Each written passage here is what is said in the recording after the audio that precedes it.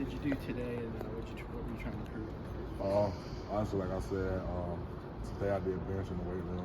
Really, like I said, for a guy with long arms like me, I was trying to hit a set number. I didn't get that number, but still work to do. Weren't you said right around 20, 22, something like that? Yeah, it was 22, 23, one of those. I can't remember exactly, but I was shooting for that 25 range. Came a little short.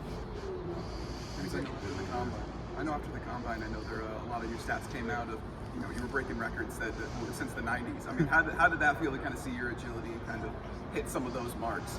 It was just kind of wild, like I said, just the whole combine experience period. Just like I said, as a kid, that's something I grew up, wanting to do and wanting to do as a young kid. And just like being there and running pretty good and testing pretty well, it just kind of overwhelming. It felt like, dang, like I said, 6 years old, I can remember like, okay, I want to go to the NFL, it's coming, like that dream's like hopefully coming true.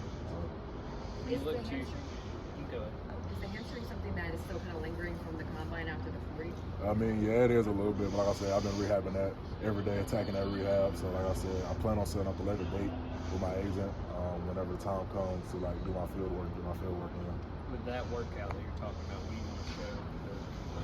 Honestly, that I'm more just a big guy, a big tackle. I feel like I can move very well, move like every other, like even better than other guys. Honestly, and like I said, I think I can bend well, move around, show guys I can pull, get on the edge, and big splash play is where that comes from. So there's a lot of new freshman offensive linemen here.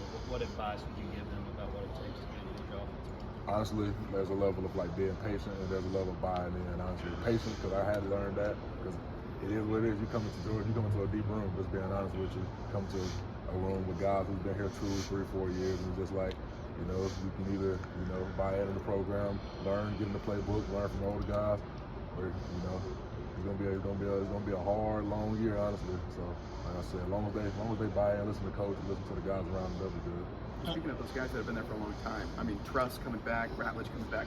How big is that for that unit, and how important is it to have those veteran leaders in there? It's definitely important just because they were like very key leaders for our past 2 years since I've been here. Like I said, been playing. Like I said, those guys are definitely going to be the leaders of that room. So, like I said, for the young guys, I think they need to get around them as much as possible and learn as much as they can, soak up the information that Tate and Truss will provide for them. As long as they do that, they'll be good. Amarius, people's knock on you is that you started 8 or 9 games. Just what would your response to that be? Honestly, like I said, I know my sample size of starts and snaps isn't as great as everybody else's, but I'm fortunate enough to go to the best university in the nation where they prepare me on and off the field. So I feel like that'll help. And then too, like I said, my maturity level is, like I said, increased day by day. So like I said, there's still talks about it. I really don't really listen to it anymore. It's just more of like, I know what I want in life at the next level, and it's just I know what I got to work to get that. So they can go off the starts and all that good stuff if they want, but that doesn't really matter to me. You talked to Broderick, or who did you talk to in the league? Broderick and Darnell the most.